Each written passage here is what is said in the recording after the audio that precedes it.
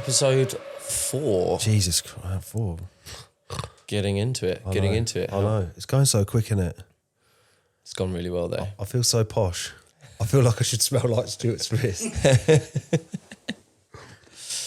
You've had a busy week, haven't you?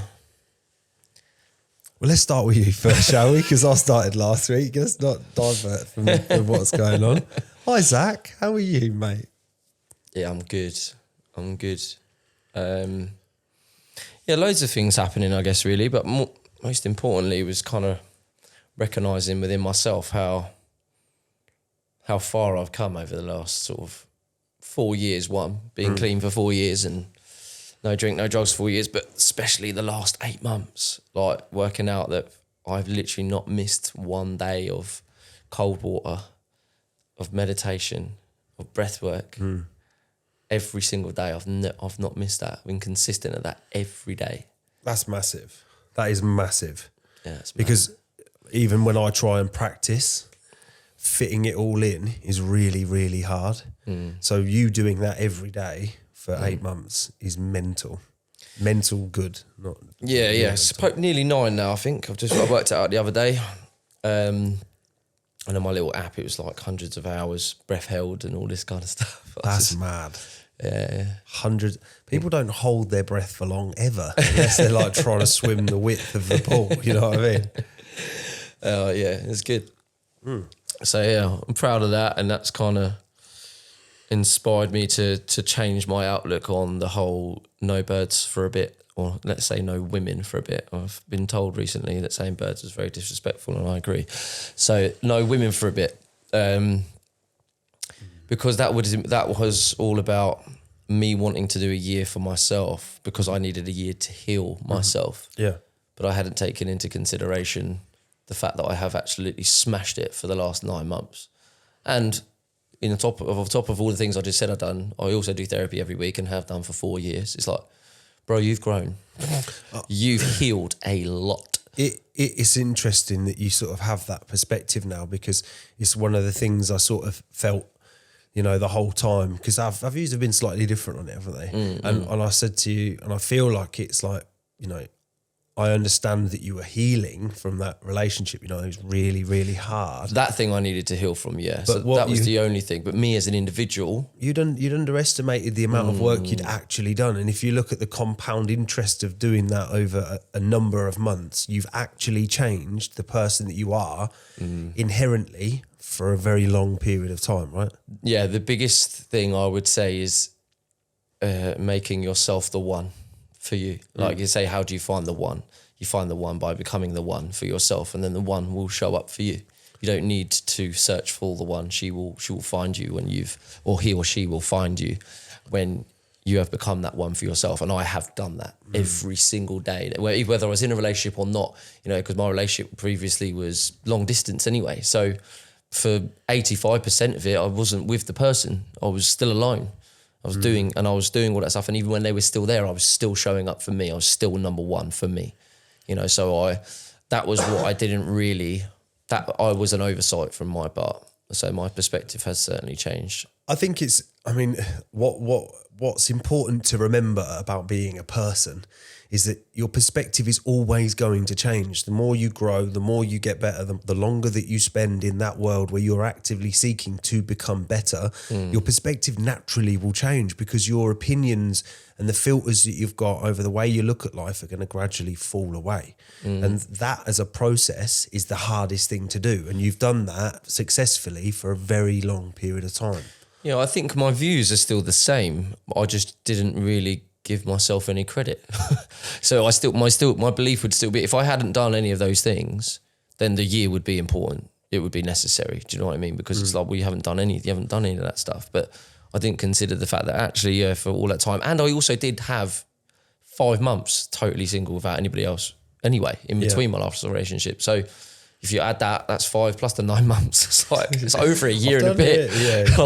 So I have done that time. I have done a lot. And I think I was probably quite angry as well. I was quite angry at the end of my last relationship as well. So I was kind of like probably adamant as well that it was a bad idea at that time, coming off the back of a painful breakup, that being around women wasn't the answer. Breakup will skew your view on absolutely everything that you do. It changes your opinion, your views around yourself, your distrust in women, your distrust in relationships in general. You know, it changes everything. Yeah, I think I was going through a very difficult and angry time at that point. So it was frustrating, I think. But I definitely think I've given some poor advice as well during that time to people. I'd like you to, can you elaborate on that? Because this is an important thing, like a bit of ownership, a bit of vulnerability. Yeah, because I think I don't disagree with some of the things that I had said in terms of, I don't know, people making mistakes in relationships and things like that. But I think telling people that it's not the right thing for them to do is wrong. Because whether it is the relationship, because I was giving people advice saying, you know, that relationship isn't going to be the one for you, basically. Yeah. That was my mindset. And that still is my mindset on certain relationships that I'm aware of. However, just telling them not to go into it or not to do it isn't good advice, because there's one thing I put in one of my videos recently was that every relationship that you go into will either be a lesson or a blessing. Sure. And it's what you need at that time. That's what I've learned about everything, of all the mistakes that I have made and all the wrong relationships that I've been in. Every single one of them has shaped me in a way and defined me in new ways and created something new. And I've learned something with every single one. And had I not been in them, then I wouldn't be where I am today with my mindset and my knowledge on how I would like a relationship to be. So whether they're a mistake or not doesn't hold any values as to whether or not they should do it, because if it's a mistake they're making, they have to make it. I mean, I think the path is the path. The relationships that you get into are always going to trigger you. They're always going to make you feel a certain way. And the more that you choose to grow in that relationship, you're going to find yourself developing as a person. If you go into the relationship, my fucking voice went. It's all right. Right. Just carry on. Yeah. So for me, the path is the path. You know, relationships are going to teach you things throughout. And if you choose to look at it in a self-reflective view and try and understand how you can get better from the triggers that you're experiencing in that relationship, you're always going to get a bit better. And if you can understand the nature of you in the dynamic of the relationship, you end up in a much better relationship rather than your old crappy behaviours taking control and ruining it. Yeah, I think a relationship will show you where you're weakest, because they just basically hold up the mirror. Everything that you're seeing in them that you think is a problem, it's really something that you struggle with. When you start looking at them and the things that they're doing wrong, they're the problems that you struggle to deal with. Yeah. Do you know what I mean? So it's like the only way to get better is to keep working on yourself. And you can do that in a relationship, but then it becomes very hard. As you and I have discussed before, you know, when you went into your previous relationship, you had all this routine, and then as soon as you got into a relationship, you started to sacrifice it.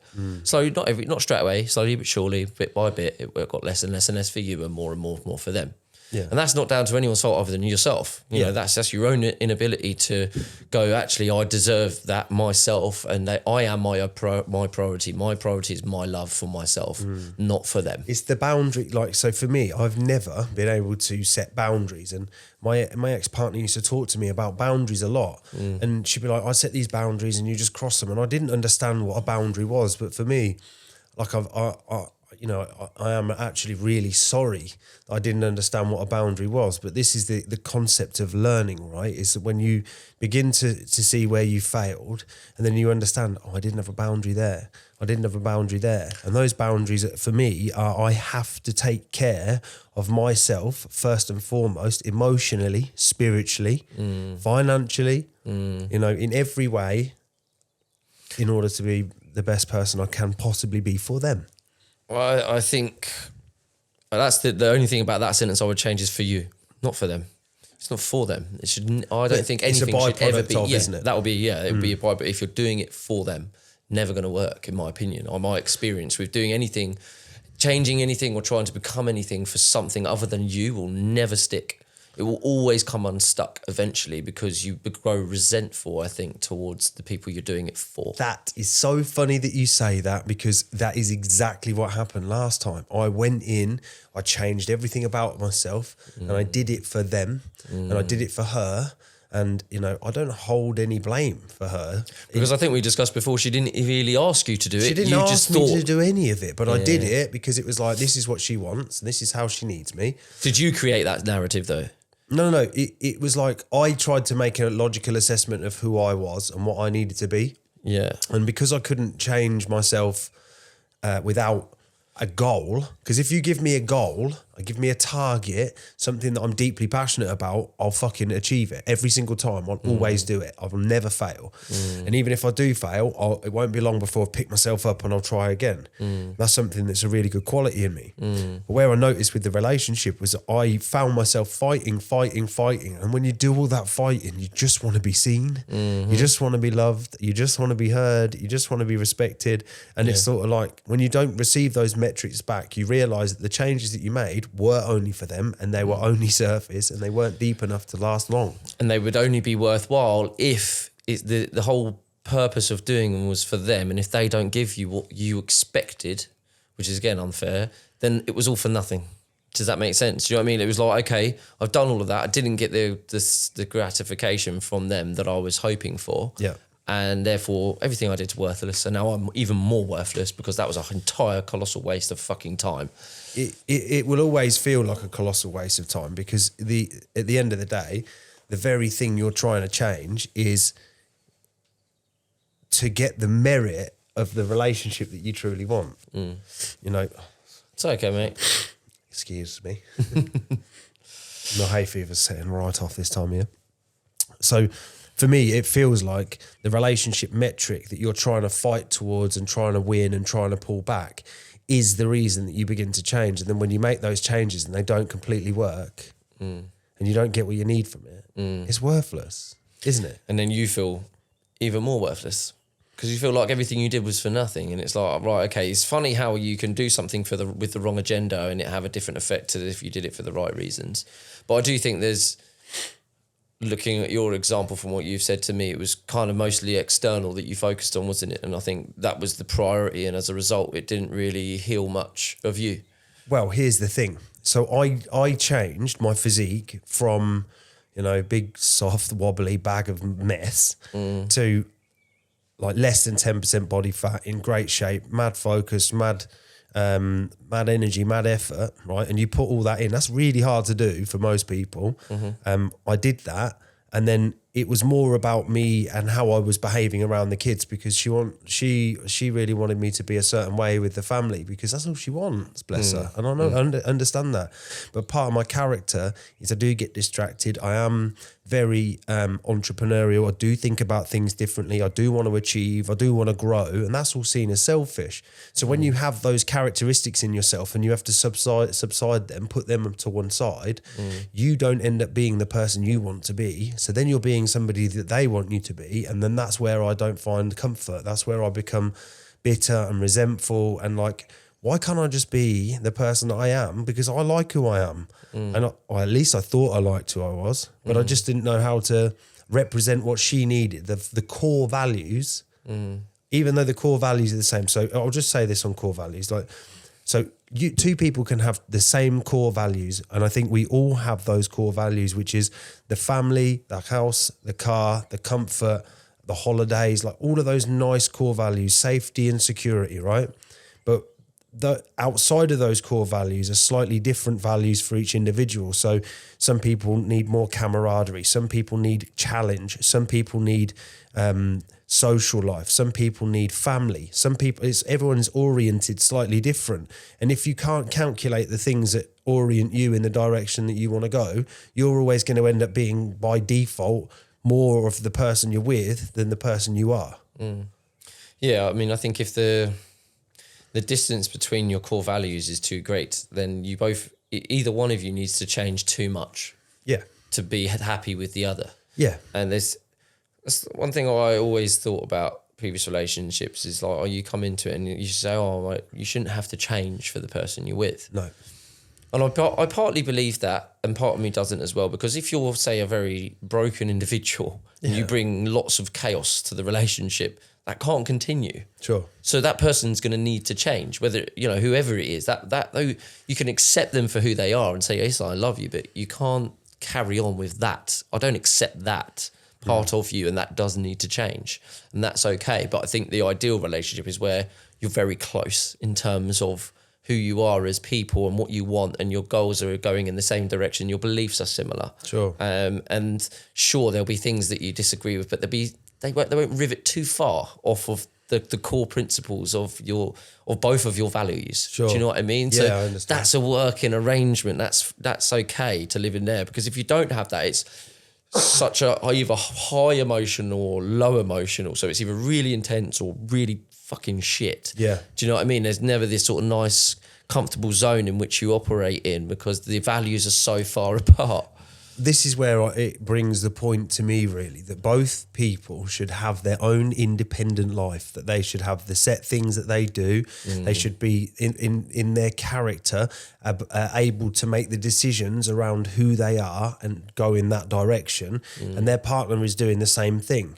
And then alongside each other, you're both moving in the directions you want to go. And then you coincide in that relationship as well, where it's supportive and loving and caring and considerate and, compassionate. Like, sometimes people aren't going to be 10 out of 10. They're going to be feeling shit. They're going to find their lives challenging. They're going to find things difficult. And if you can get around that block and be supported through that, that gap gets smaller, doesn't it? Like, you're not in that on your own. Yeah, I think as long as both of you are heading in the same direction-ish. Do you know what I mean? Because say your idea was to move to another fucking country and, your partner's wasn't, and it's like, okay, well, you're going completely the opposite way. 100%. Do you know what I mean? So as long as you're close enough, like I say, with, your values, your goals and your ideals about the future, and then that way, hopefully you can support each other and encourage each other for everything that you're doing, because it wouldn't pull you away from each other to do so. Do you know what I mean? So say, using that moving away as an example, you couldn't really support them to go to Dubai, because that means you're away from me and our relationship, and I don't want to have a relationship like that. So I think it's important that you're both as close as you can be in terms of where you want to be, and your futures are aligned. Well, you could potentially say, like, let's say a massive opportunity came up and I said, look, I really want to do this. Here's why. I know this is probably against what you think is right for me, or maybe not what you want. But again, it's how you present it. But I want to go to Dubai for this reason, as long as it's not to go out there and go to pool parties and see girls and, you know what I mean? If it was a business opportunity for like 6 months, yeah, that's different. But if it's like, I want to move there and they didn't want to move there. Yeah, it's too broad. Yeah, our relationship's over then, because we're going in such different directions. But people change so much as well. Like people negate because of the way our culture and our world is, that the possibility for change is so vast compared to where it was 50 years ago, 70 years ago, when it was jobs or nothing.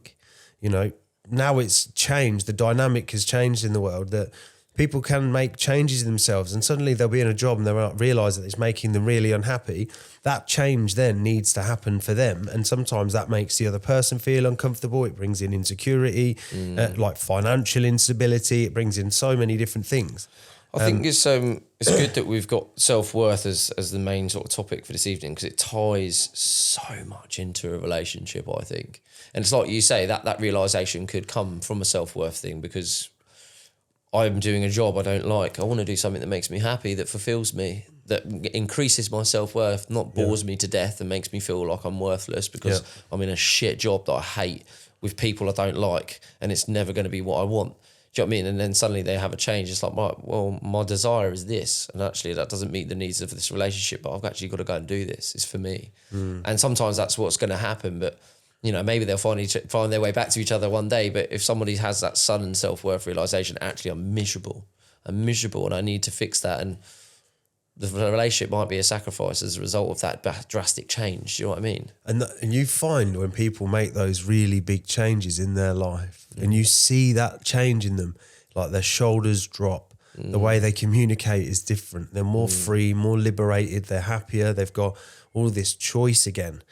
Sometimes a relationship can really be the thing that is holding you back. But if you're in a relationship that supports that and holds it and says, right, I understand, let's go together. Yeah, you know? I'm going to do that with you. I really support you. And that changes a lot for me as well, but you're my man or you're my woman and I'm with you 100%. And that's just like, wow. Yeah, and if you can find that space and do that together, can you imagine what it's like when, you know, for me, let's say we use me as an example, like we'll call my work relationship that's just changed recently. We'll call my work relationship that's just changed recently, right? The company had provided me such a platform. They've given me such a great opportunity. They've taught me so many fantastic things. They've supported me so well. But I reached a point in myself where I realised there were certain things that were making me unhappy.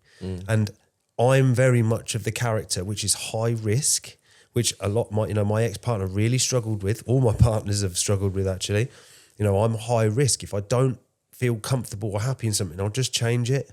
And you know, the changes I've made just in the last week have been a result of a massive decision and a massive fallout of a relationship that was really important, but realising that relationship had to separate. I had to leave that relationship.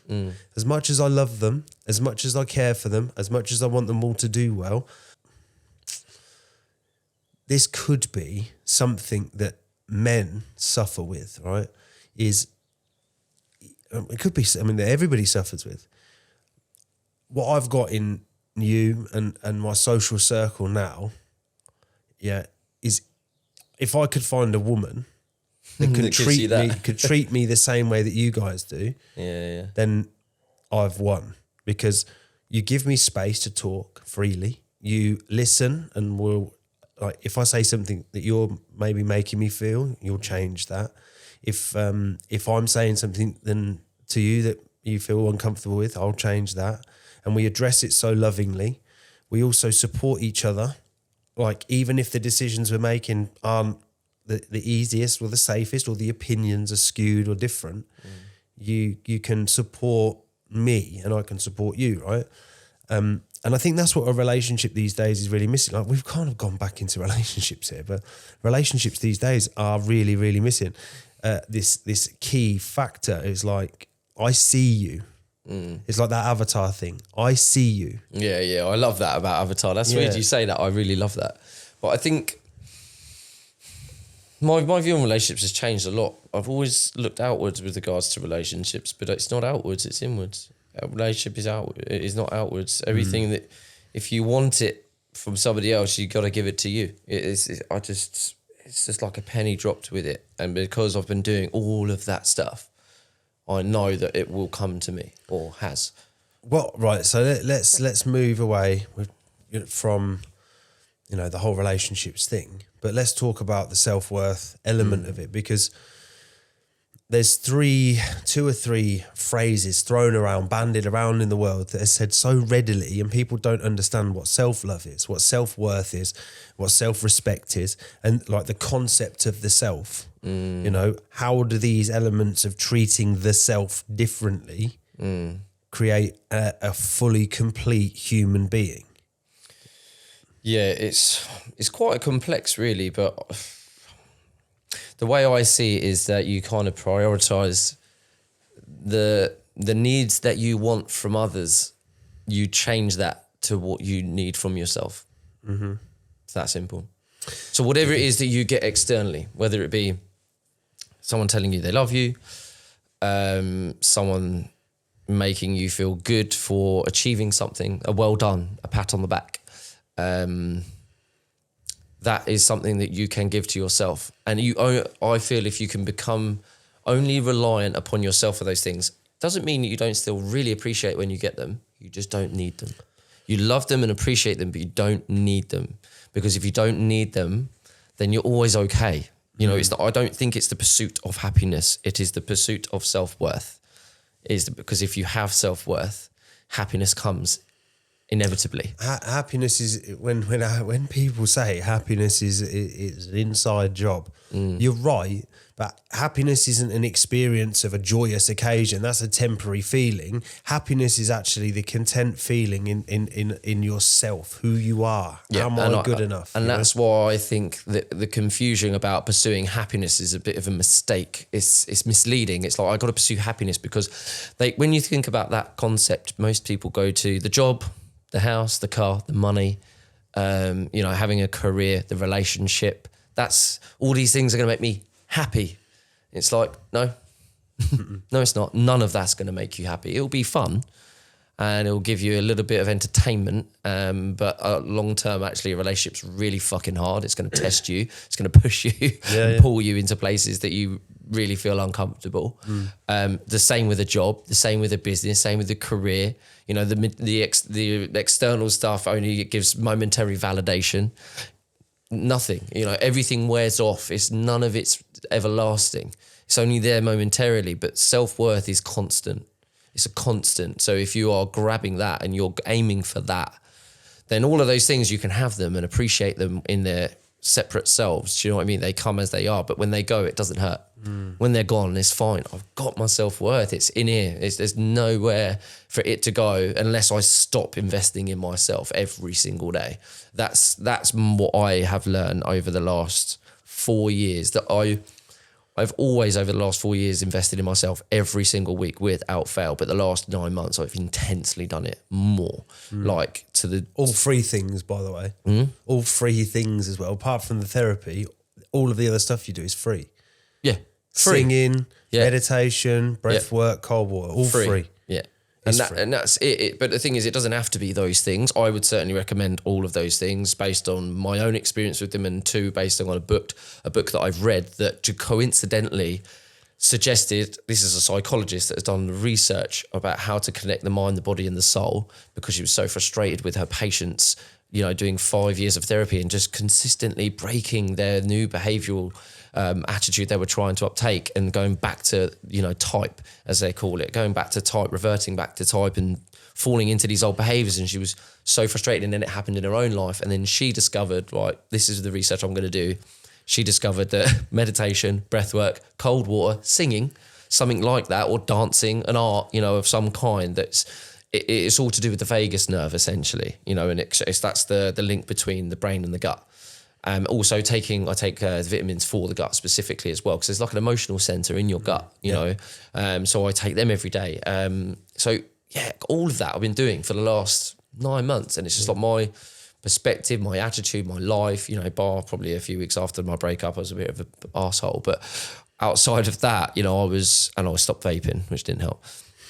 But outside of that, it just kind of hit me that, wow, this is what I should have been doing all along. I should have been focusing on this, whether I was in a relationship or not. If you're doing those things every day, you're going to be fine. You're gonna grow. You're gonna heal. You're gonna feel better. You're gonna act better in a relationship. You're gonna be less codependent. You're gonna be more and more strong within yourself and more capable of setting boundaries, because there's nothing you're going to compromise for yourself, because you know how good it makes you feel. Sure. And that's what and even when I entered my previous relationship, again, after breaking up, for the entirety of that relationship, I did not stop doing those things every day, whenever she was there or not.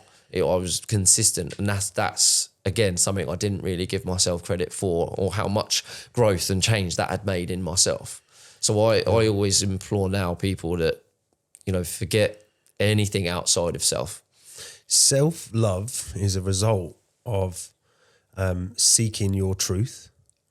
So your truth, my truth is, I need to love who I am and like who I am by not being ashamed of the person I think I am, being the person I want to be around people that will allow me to be that and accept me for that. And those things pay into my self-worth, and my self-worth then comes from, okay, my credibility to myself is based on the amount of times that I will execute against the things that I say I'm going to do, and I carry the characteristics of the person that I say I am. So that's where myself, because I trust myself.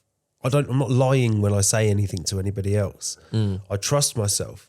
So then my self-love comes from that, and my self-worth comes from my trust. It's like this network of all these concepts of self that pay into this one brilliant feeling of I am fucking enough. Yeah, one thing you said there that I didn't actually mention is truth and honesty. Huge part of self-worth. Owning everything that you do, you know, whatever's happening in your life, not being afraid to wear it. It's okay. It's okay. I'm all right if I'm failing at something. It's all right. I'm not. I don't lie about anything ever. I don't need to ever. It's such a beautiful, freeing thing. I don't need to hide anything from anyone ever. I'm not ashamed. Doesn't matter who it is in my life. I've set it up in such a way I can be honest with everyone about anything. And it doesn't matter. Do you ever know? Yeah, you're right. And do you ever notice when sometimes, like I'll do self-reflection here. So sometimes you embellish a little bit. Not you. One embellishes a little bit. Like, let's say you won a grand in the casino. You'd be like, oh yeah, I won 1,500 quid in the casino. Like, you embellish a little bit because you want, I don't know, like, and it comes out of your mouth and you know it's not the truth, but you say it and then you're like, why? What was that? And if you look at that behavior, like that, even that is the simplest form of self-inspection. If you are telling minor lies or just adjusting the truth by 1 degree, why? Well, I can, yes and no. Like I did 59,000 and something. I think it was like 59,640 or something. And I said to Scotty today it was 60 grand. Yeah, but that's a rounding I just up. rounded it up. But I'd like to say that no, I don't. I try not to do that anymore. I don't need to exaggerate anything anymore. I don't think. I might do subconsciously here and there. But normally I go back and if I do that, I know actually what I do. If I do that, I'll go, actually, no, it wasn't that much. I'll throw myself under the bus. But yeah, I think it's important to live honestly in every aspect. There's such freedom in it. You don't need to be scared of what people think. You know, even like my ex's, my son's mum. No, I don't care if she knows what I'm doing wrong or if I've made a failure or if I'm not. There's nothing I need to hide ever. Doesn't bother me or anyone in my life. I can just be honest about every single thing that I'm doing. I can own everything, and that again is something that just self-worth wise, it's one of the pinnacle things. I'd say 100%. You've got to have that core honesty, coupled with all the things that I've mentioned as well. So it's a lot of work, self-worth. It really is. Well, that is for those of us that struggle with it, because I do believe that some people born into fantastic lives and loving families, secure families, have a little bit of an upper hand on self-worth. It's not to say that they are. They're encouraged. It's not to say that by nature that they will definitely have a high self-worth because they've had a lovely family and upbringing. That's not true. Because I know people that have had terrible sufferings after their into their early teens, and then that's changed their life. So, and that's ruined their self-worth, and they've had to rebuild it. But anybody who has suffered in any way has had their self-worth diminished. In order for you to get it back up to a level of which you do not have these codependent relationships, that you do not invite narcissistic people into your life or broken people into your life, because that is what you will keep doing. You will, if you are unhealed, you will bring in unhealed people. You'll actually only be attracted to unhealed people. You will only be attracted to people similar to you. So that's what you invite in, and then what happens is you've got two broken people. Trauma bond. Creating a trauma bond. Like I said to you earlier, they've got some damage. They've opened up to you and you go, oh, yeah, I've got stuff too. Bleh. And here's all my stuff. Oh, great. We're both broken. We can be broken together. That's going to work. Not. It never does. Well, it can work. It can, but it's so hard. It's going to be so hard. And most importantly is that your self-worth is then invested in them. So it's actually you're relying on each other to make each other feel better about yourselves all the time. Never going to work. It's not, because that works okay for the one day that you walk in and you're doing great and you've had a good day and you're feeling strong and energetic and they're tired. fine. You can help them, support them. But what happens when you've had a shit day and they've had a shit day and you both got triggers and you're both insecure and you're both low self-worth and you both want from each other to pick each other up and neither of you can, and then you just rip each other's heads off and it just goes boom. And that's what happens. Yeah. And people are wondering why they keep bouncing around in these relationships that end so miserably or become toxic. It's because you're the same. It's like you haven't grown your self-worth. You haven't healed. You haven't made yourself any better than you ever were. You've not changed anything. You just move from one to the next, to the next, to the next. And you've not changed anything about how you feel about yourself.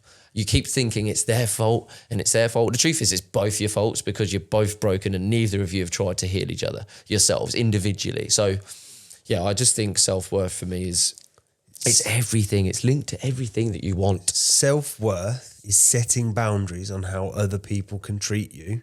Self-love is setting boundaries on how you can treat yourself.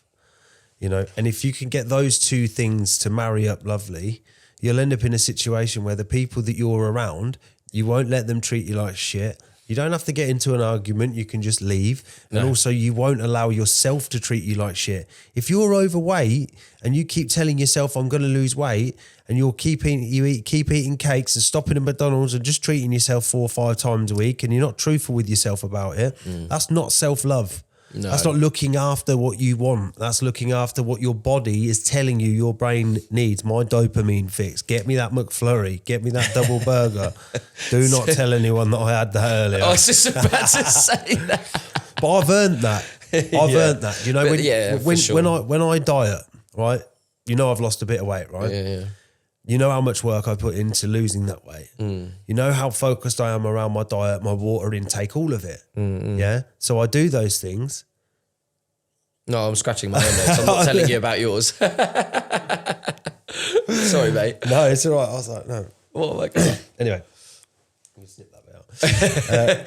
You can cut that out. Yeah. So I'll definitely leave that in. all right, nice one.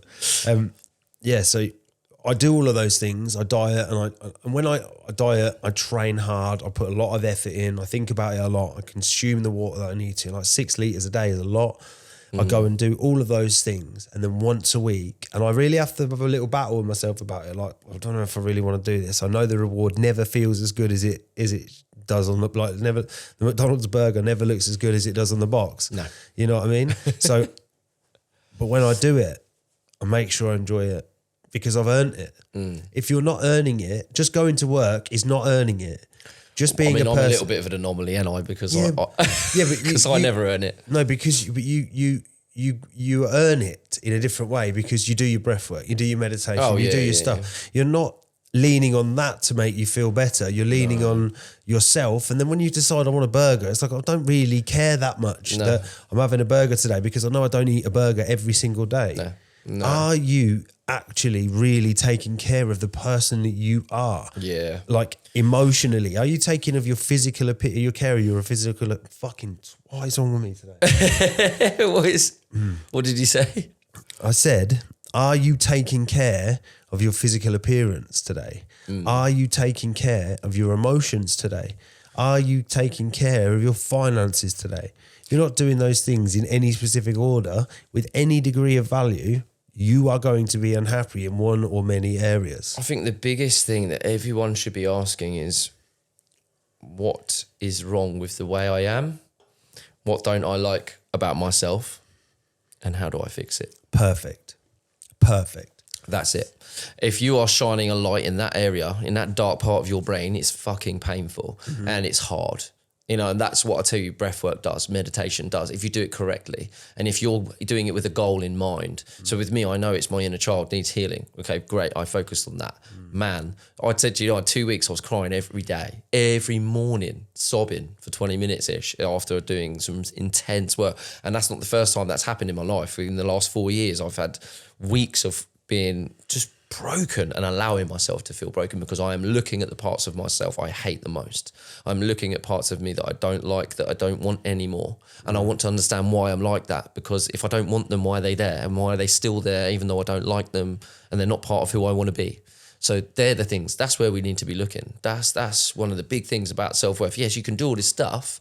you know, all these things that make you feel good, that will inherently make you feel better about yourself because you're more self-reliant. You know, you're not then reliant on other people because those things make you feel good. But if you actually want to invoke change in yourself and not continue to do the things that actually make you feel bad about yourself. So it's a two-way thing. You know, it's right, do the things for myself to make me feel good, but also stop doing the things that make me feel bad about myself. Yeah. You know, so how do I do that? You got to shine the light on the things that you really don't like. And that's the thing I think people will run away from the most. It's radical honesty. Radical honesty in yourself will help you assess your entire existence as a human being. And if you're not spending the time assessing your life for what it is, you're never going to get to the place that you really, really want to go. You're never going to have the life. You're never going to have the friends. You're never going to have the car. You're never going to have the house. You're never going if they're the things that you decide that you want, you're just never going to love yourself. You're never going to love yourself. It's not, it's like the external stuff that we all seek. Everybody's looking for it. Everyone wants the house, the car, the kids, the picket fence, the Range Rover. Like most people are seeking that degree of success. If you look at Instagram, it's riddled with people that are standing outside of other people's cars and taking pictures of themselves. Everyone's trying to look the same and have the same and be the same. It's like, if you can't take your own uniqueness and be comfortable in that, I guarantee you that uniqueness will draw in exactly what you want and need. I think Steve Jobs said it really well. If you read his death letter. People write death letters. So he was dying of cancer, obviously. Right. So he did like he wrote like almost like a memo or memoir about how he felt at the end of his life, and he knew he had not long to live, days. Yeah. And he basically wrote that he really wishes now, sitting in here with the end of his life imminent, that he hadn't wasted so much of his life on his business. Really? Yeah. That's one of the most prolific, life-changing men on this planet. And for millions of people. For the world. You know, he changed the world. And he said he wished he didn't spend so much time doing that. And he wished he'd invested more into the things that are important, like love, like family. You know, so that just goes to show you he died miserable on his deathbed because he hadn't invested in the things that we're talking about. And it's why I stand by my principle of, you know, that if you focus on the thing you want instead of focusing on making yourself feel love and happiness internally so that you can then appreciate that thing. You want to achieve that thing too, but if you don't couple that with feeling love within yourself for who you are, then that thing's not going to be worth what you want it to be worth. It's not going to be what you hope it to be because you've put too much into that. It's like, so, and the reason I have that perspective is because when I was an addict and I started my first business, everything was the business. Everything. So, and it's not to say you won't achieve what you want. You will. You can. If you make that your priority and you dedicate everything to it, you will. Yeah. But you won't be happy doing it. No. You won't, and you won't keep it either. No. Like most likely, because you'd have done all of this and then you suddenly feel like it was for nothing because it didn't fill the hole you were hoping it would fill. You still feel shit about yourself, even though you're a millionaire. Still hate myself. I was a millionaire. I hated myself. Wanted to die. It's like, and I'm not saying that everybody will have that same experience if they just focus on that, but you have to have some level of investment into you because otherwise those things have far too much weight on them. And when you achieve them and you get them, it's just not enough. It's not enough. So you want more. You want the next thing. You want the next thing. You want the next thing. It's like for me now, I've gotten to a place where I'm, earning similar money to what I had before, but I work 5% of what I did before. And I've done all that because I've always prioritized this. And I am grateful and I love to have the materialistic things that those things give me, but my happiness and my self-worth is not hinged upon those things being there. So if I lost everything today and I was, living in my brother's bedroom again, I'd be quite content because I'd be brother's spare room with bin bags, and that was where I was at 5 years ago. It's an interesting point that you raised there because... Question. Something I learned from Tony Robbins, similar to what you just said. It's called the art of fulfillment, and it's basically how success is a science, but fulfillment is an art. So like you could follow a step by step of somebody or follow somebody's blueprint, exactly what they did to become a millionaire. It's not necessarily going to make you fulfilled. Fulfillment is an art. Like it's something that's personal to you. Yeah. And then the other thing, sorry, then you continue, was that also I learned this thing about, the whole thing of happiness is the journey. I read a book on this before, and it spoke about how in American football, the fucking only goal in that time is to get 10 yards. And then when they do get 10 yards, they all fucking celebrate, but then it's back down again with the next one. And then the end goal is the end zone. And that's like maybe selling the business or something. Yeah, when that happens, you have to realise that you've got to go Start back again. and start again. Yeah. But the whole game is fun. Yeah, yeah. You know what I mean? Yeah, because you're only ever focused on moving 10 yards. Yeah. But then, like you said, some people just then put so much. Like, I don't have fucking loads of money, but I'm the happiest I've ever been in my life. Like, that's not flex. Well, I mean, I think you could be arrogant about that. That's a flex. You That's can a flex. fucking That's a flex because that's a hard thing to achieve. I think it's harder to achieve that than it is to achieve being really rich. Well, Being really rich, if you could drop everything in your life and focus on just that, and you could achieve it. Anyone can. Anyone. If you're putting course. that much energy, that much time and focus, you will achieve it. No one has ever failed at anything that's given that much time and energy to something. But you will. But to have happiness and self-love and self-worth alongside that, that's a totally different bag. we both know, right, that the situation that I'm in my life right now is one that is not where I want to be. You know, in many areas, right? But I can guarantee you, get the lie detector test out, I am the happiest I've ever been by a country mile, right? And it's not rooted in money. It's not rooted in cars or motorbikes or fucking holidays. Like I haven't been anywhere. I'm not going anywhere. I'm not doing anything. I have good friends. I have good opportunities. I have beautiful kids. I have my health, my passion. I have my integrity intact. You know, those things for me contribute to me feeling happy. And that's because I work on that. And the most profound change that has ever come around for me is really realising that who I am and what I'm about and what I want to be is all plenty. It's enough. It's enough. I don't have to fucking go out there in the world and wrestle with everything and everyone and you're wrong, I'm right, blah, blah, blah. Like, nah. I'm going to do me and that's all I need to do. Yeah, I think I went through two different stages with that acknowledgement about being enough. There was knowing you're enough and feeling you're enough. I felt those were two very different moments for me. I knew I got to a point after about 2 years where I knew I was enough, you know, because I'd done a lot of external things that had kind of maybe verified that for me. I think that was what my social media was about to start with. It kind of, I felt like I owed the universe a debt because of the way I'd behaved before. Yeah. And after doing a year's worth of social media, spending a lot of time helping people, I kind of got to the point where I was like, do you know what, I'm a bloody good person. You know, I am, finally. But it was hinged upon those external things. So it was like from the facts aligned to me being a good person based on the things I'm doing. Nobody could look at me and say you're a bad person because everything I was doing was good. But that was part of the journey to feeling that I was good because I did have all of those things in line and in place, but I still didn't feel good. I still didn't feel enough after 2 years being clean and being, you know, honest and integral and all the things that I want to be.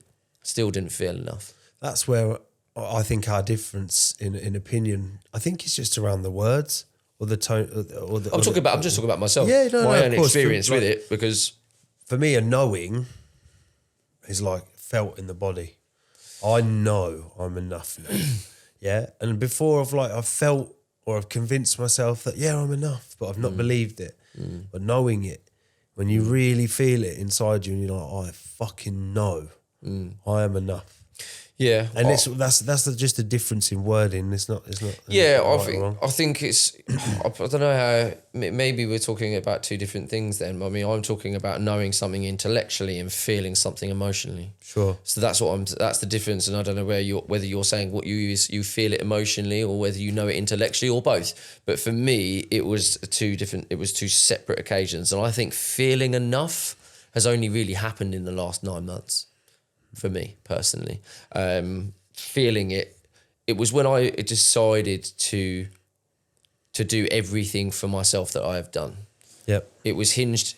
Then my this knowing I was enough and feeling I was enough wasn't hinged on anything external that I'd created or built. It was based on what I was able to give to myself. That's it. And within those things were healing myself spiritually and emotionally, and understanding myself. You know, therapy that I've done as well took me to a lot of places, but you know, that therapy, it unraveled a lot of behaviors, a lot of self-worth issues that I had. But the work over the last 9 months, you know, being consistent, it's connected me to something deeper and more powerful, more meaningful. I think I've grown more in those last 8-9 months than I have in the previous 3 years. And that's because I've taken it upon myself to be consistent and showing up for me, just for me, not because I can post it on social media, not because I can have somebody telling me that it's good enough. You know, like I've had my distance from social media. You know, we're doing podcasts now, but it doesn't. It's part of our job now. It's a career thing. It's not a self-worth thing. You know, before I can honestly say it was. You know, I did it with the best intentions. However, it validated me a lot. You know, it was people telling me that you're enough. Basically, you don't get me wrong. There's a lot of people calling me a dick as well, but I didn't care about that. You know, I didn't care. That entertained me a little bit, but there was a lot of validation. People telling me that you're good and you're this and you're that. You're such a nice person, dedicating your time. I was doing lives and all of that. You know, so it was all kind of wrapped up in that. So when I removed that. I removed these things. You know, like I said, I've had time off of relationships, off of dating, and even being in a relationship, I've being consistent within myself, showing up for me and not being reliant, even to the point of not, you know, receiving a text message in the morning saying, oh, well done for doing this from your partner. I just give it to myself. You know, like I said, I do my messages on the shower. Well done. I'm proud of you. I love you every day, even like always now. And I will never stop doing that ever. That's the thing that I think is the difference. That's where the growth has come. That's where the security in myself has come, because I know I've always got it. No one can take it from me, you know, and that's what the feeling enough has come from. Feeling enough has come from that, I believe. It's undeniable evidence that you are who you say you are that helps you feel enough as well. Like, you aren't going to feel enough if you're sat at home, covered in what's-its, watching Love Island, next to your partner that you don't really talk to and you don't want to touch. You know what I mean? What do you mean? How are you going to feel good in your life? Yeah. Right. No. So then if you're not making an honest assessment of those things, you're never going to feel better, are you? No, 100%. There's so many facets to self-worth, and everybody they'll listen to this and be like, bloody hell, it's a lot of work. Yeah. And it's like, yeah, it is. It really is. But I promise it's worth it. It's so... But people don't want to work. People do not want to work on themselves. People want to work on other people. Go down the pub, have a whinge about them and him and you know, ring each other up and moan. I don't ring you up and moan about anybody else, do I? Only yourself. I'll ring up and I'll moan about me. Yeah. I mean, wait until I'm in a relationship. You might be upset about something initially, but it'll always round down to you. You know, like I said, when you mentioned about something that had happened with work, and I said, well, you kind of made a stupid mistake there, mate. And you were like... Yeah, well, I always, I mean, even in the conversation I had with them, like, I will always own my bit, because it doesn't serve me. Like, the human condition is to sit and point at them and the world, and this is that fault, and the economy's this, and this is that. Okay, well, yes, but that's what it is. What are you as an individual doing about it? It's the golden ticket to life, and nobody wants to pick it up because it's quite heavy. It's not a golden ticket; it's a golden bar, very fucking heavy one. Hell. It's like, but you've got to be willing to pull the weight. You've got to be willing to do the work. And I did something that I wanted to bring up, because something I've seen a lot lately, particularly within dating and relationships, because a lot of this comes out of self-worth and people running around making the same mistakes with the same type of people over and over again. And it's so fucking sad, some of the things that I'm seeing in it. And I feel like it's something that needed to be addressed. And So when, for example, a man meets the girl likes man says he likes girl, man says I'm not ready for a relationship, but I really would like to see you. We all know what that means. Girl says yes, I still want to see you, but she really wants a relationship. I hate that. Where's the blame? On the girl in this scenario. Yep. If it was the other way around, it's on the person who is willing to accept that their hope of sleeping with someone and giving them a constant attention, being there just when they want them to be there, so controlling using the man in this scenario, as I've described. It can go the other way as well. 100%. But in this scenario, I hate it. I hate that in this scenario, the girl doesn't feel good enough about herself to know she's fucking worth more. You don't. If a guy isn't jumping up and down the minute they meet you and they're so excited, that's what you deserve. And if they're not giving you anything less than that, fuck them off. Please, if you're listening, don't accept that from any person if they are not willing to give you all the time and the love and the attention that you deserve to a healthy degree. But if they're not, and they're saying, they're not ready for a relationship, don't go sleeping with them in the hope they're going to fall in love with you and then they're going to date. Fuck them off. Go and find the person you deserve. You're just wasting your time. Don't go and find the person you deserve. Go and work on yourself until the person you deserve turns up.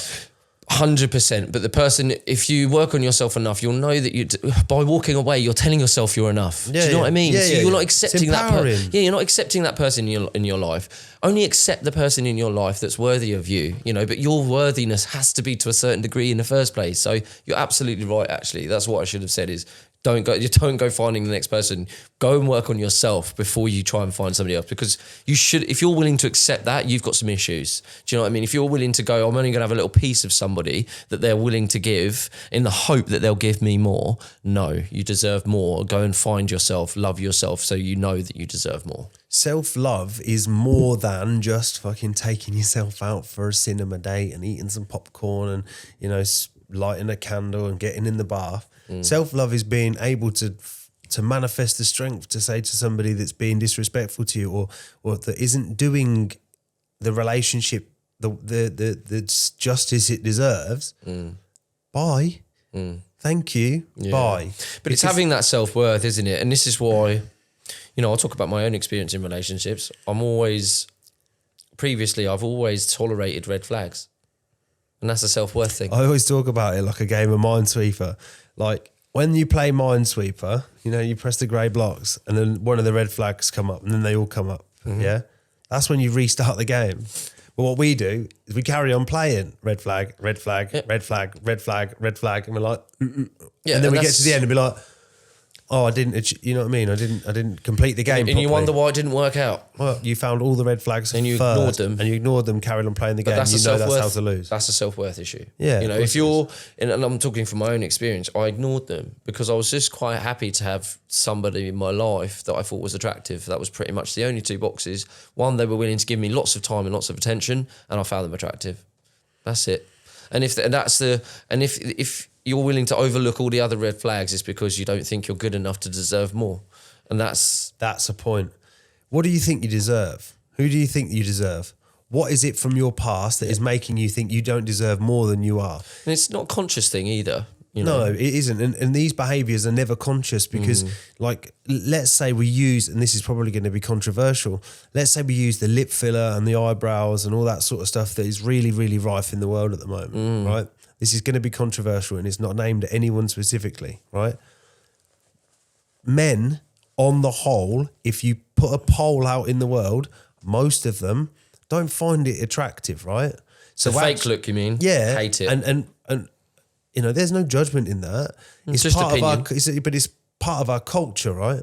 So our culture is now, we need to edit ourselves to form this one specific model of what we think somebody should look like.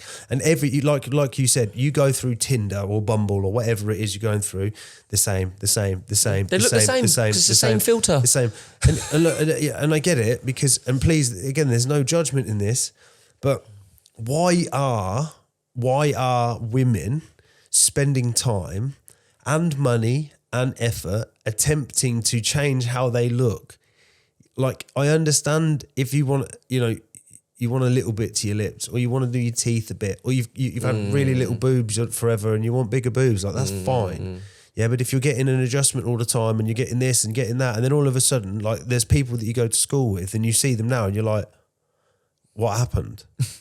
And you don't mean it in a mean way, but like, you never looked like this. In fact, you were the most naturally beautiful person I've ever seen. Sad. Why do you look like this? And a lot of that, again, is self-worth. Again, it is. It's like, okay, I feel crap about myself. I'm going to change the external. It's like, no, you're looking in the wrong place again. Yeah. It's in here. It's there. That's what you need to fix. And it's like, everybody, I don't understand. Nobody gets this. You know, okay, remove the filters. This is the whole point I said about shining the light. Okay, remove the filters. Remove all of the fucking shit you put in your face. You know, okay, if you're doing it to a healthy degree and it's not even noticeable, I can accept that. But if it's massively noticeable and it's regular and it's consistent and you're using filters and you're using this and that and like there's so much change. It isn't a picture of you. It's not you anymore. It's a picture of a painting of you on your face. If you're still unhappy, you need to fucking stop. You need to fucking stop because you are just making it worse. I want to draw a distinction though. On a night out, if you go out, you'll meet a beautiful girl and she's got, you know, a face of makeup on. She looks got a great dress on. She looks beautiful, right? That's fine. Yeah. But I saw a girl in the gym this morning. It must have been 5 o'clock in the morning. Full makeup. And I'm what I felt was like... Sorry for him. Yeah, no, it's not sorry for him because that's condescending. It's sort of like... compassion, like I couldn't be bothered to do that in the morning just to go out. But then I know how it feels. Like I want to make sure my hair looks all right. It's I don't sad, like the camera angle. Like we all go through it. I don't like the camera angles on the podcast. I'm looking through things critically because I'm like, oh, my neck and my pelican neck. You know, and I spend time trying to get in shape because I'm not comfortable in who I am. Yeah. Yeah, but me treating myself healthy and well, like it, like I feel like we're getting on a real judgy part of the conversation here. For it. Like, let's say the world has now described it okay to be fat and fake and whatever, right? So then what you start doing is you tick off these boxes, yeah, and then it's like, you're judging me for being this way. That's fine. I'm not judging you for being this way. If you want to be that way, that's fine. But don't tell me what I should think about what I do in my life, which is to be in shape and to be healthy and to treat myself well and to fight for something. If you're just going around and covering everything up with these little temporary plasters, you're going to end up in a really sore situation. Yeah, there's something powerful about working on yourself physically because it also improves the mental side as well. So I think everybody should be in shape to a certain degree. But I think there's different levels, isn't there? There's different levels of, you know, like you said, the less than 10% and all of that extremity to it. That's hard work, man. But then so I think must unless be you're doing 40 it minutes for of unless you're makeup doing that before for the a gym. career, I don't understand the point. I don't get like, it. For me, there's a sense of achievement in it because putting on makeup isn't hard to do. Yeah, no, but I getting feel shredded is hard to get. I think the merit for me. I don't think there's more reward in going to that level than there would be for just staying in really good shape regularly at the gym. Can I bring Stuart into this? Okay, sure, go. Stu, do you think this conversation's getting a bit judgy? No. You don't? No. Okay. Also, Just wanted an outside perspective on it because No. I think you need to give your opinions on it. Sure. And everyone else can fuck off. You know, I love him. I know it's great. I just feel sometimes, like even saying these things, right, it's clumsy and it could seem ridiculous, but, you know, we're probably going to get a lot of bad feedback from this and it's probably going to be the video that blows up because we're talking about controversial things. I believe the whole planet is stuck in this cycle of I want to be somebody else. I want to do something else. Okay, but don't let yourself down and try and be something you're not because it hurts. You know, you see these people with this amount of filler in their face. It's uncomfortable amounts of filler in their face and Botox and this and that. I'm like, we all know we don't like it.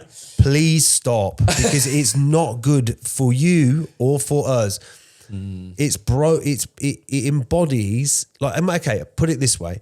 Imagine I came in here next week, yeah, and I had all my Botox done, right? I had cheek filler, Yeah, because I was worried about the lines in my cheek. Yeah. I'd had my fucking eyebrows tattooed on. I'd had beard implants, hair implants. I'd fucking had every version of like editing. Like, bear in mind, I appreciate that one or two of those things done tastefully is fine. But when you've completely edited your own face through thousands and thousands and thousands of pounds of surgery, it's like, I would send you what are you packing. doing? I would say, Liam, you are not well. You need to get help. And I'm sorry, you're off the podcast. yeah, you're out, you're sacked. Because look, there's no way we're posting any of that. It's supposed to be unfiltered. Yeah, but it's not the judgment side of it. Like, I know people that have had hair implants, like, fair play. Yeah, I know people people that, baldness is so depressing. It's Yeah, so it's sad. so shit. Yeah, that's totally but different. all you're doing is bringing your hair back to what where it it was. was, yeah. But what we're not doing is, like, I'll tell you what we'll do. We'll bring your fucking hair down to here to meet your eyebrow. That's the equivalent, right? It's the equivalent. And, like, it's like, you know what I mean? You let's say you had a bit of hair into your beard because it's been a bit fluffy there. Like, fine. Yeah? But what don't start covering your entire face in hair because like, I've got one more than everyone else. Yeah. And then I've got my forehead Botox. So I look like a werewolf. And, like, Yeah. I struggle to understand the concept of why do I feel the way I feel about my body, yeah? And why do I feel like I need to put so much effort in to lose weight and be something different? Versus, like, I could just go and pay, have all new teeth, like the things I'm insecure about, yeah? I want my teeth done and I want I want to be lean, right? So the way that I'm going to treat that actually is I've been to the dentist. I'm focusing on a 12 to 18 month course of just making sure my gums are healthy, making sure that my teeth are in line, and then, like, just touch up little bits. I'm not going to go and get the whole lot replaced because I feel like I don't want to do that because that's what I did want to do, but I'm actually not afraid to play the long game now. I want to be in shape, right? Because of how I feel about my body.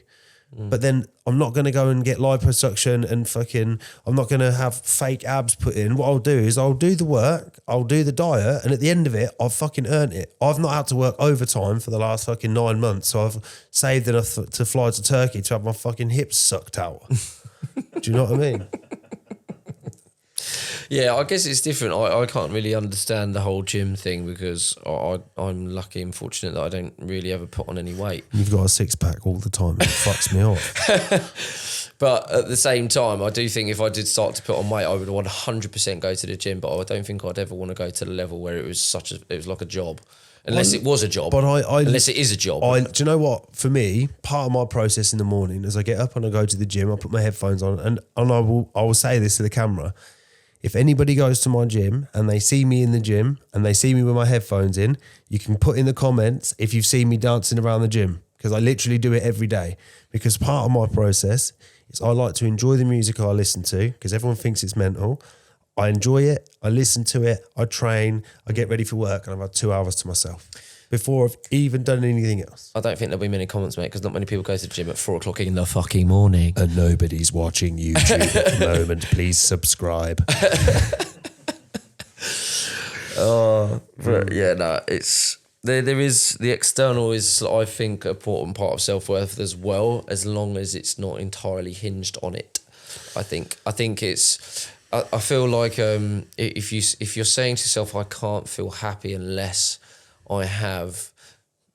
Oh, it's a hard one to articulate. It's hard, isn't it? So, like, my opinion. This is a very opinionated thing. I think if you're aiming for that really insane level of fitness that you have achieved before, I think there's too much self-worth wrapped up in that. I think if you're aiming for, I go to the gym 5 times a week and I look sick and I eat well, I think that's not a self-worth thing. That's a mindset thing. That's a healthy thing. It's a healthy goal. I think it's an unhealthy goal to try and achieve that less than 10% thing, because it's, you know, you're getting up at 4 o'clock in the morning every day. But again, this is opinion on my own perspective in it, because, you know, if you ask Mark Wahlberg, that guy gets up at 4 o'clock every day, any day. I'll tell you the truth, right? So this morning I got up at 4 a.m. because I knew that look, such a big thing happened to me yesterday. It was massive what happened. You know, I got up and I was like, right, I need to face A, how I'm feeling. B, I need to go and do my bits for me. And I need to just crack on with my day, because what the people have the propensity to go through something difficult, go out on a binge, or sit in and eat crap all night, and then watch how they feel in the morning. They're getting up half an hour before work.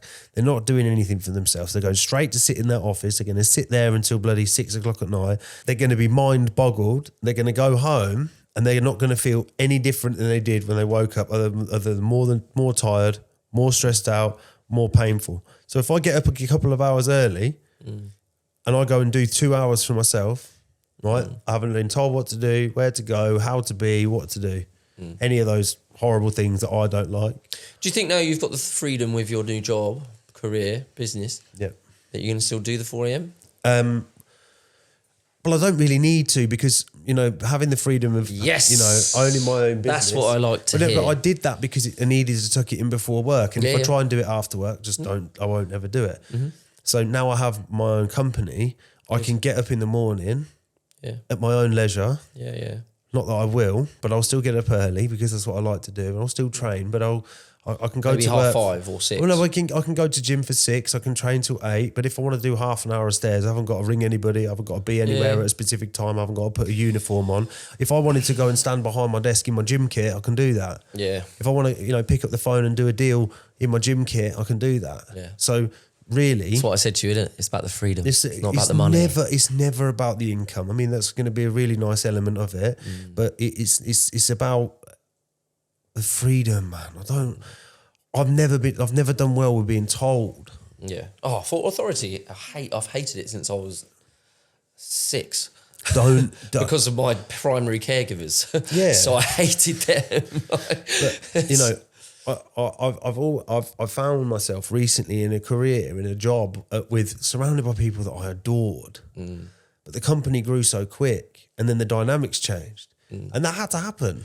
But for me, the dynamics were like, you can work in the best place with the best people, but ultimately, if you're an entrepreneurial, it's never going to fulfill that part. Never does it. No, like I've always been an entrepreneur. I've always had ideas. I've always tried businesses.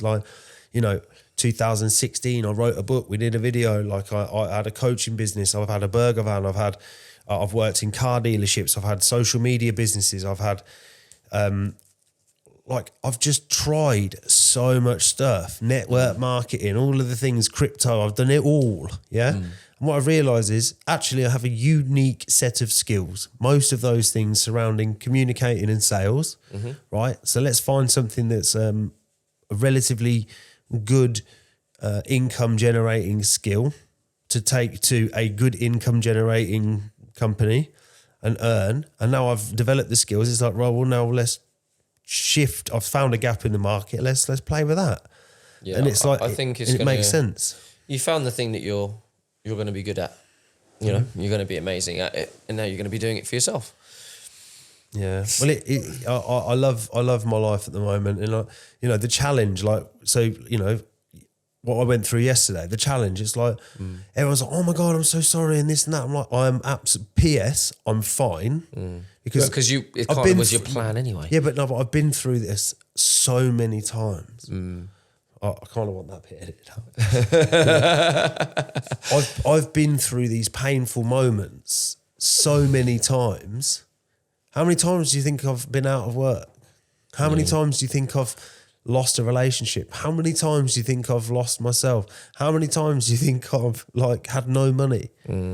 Hundreds. Yeah.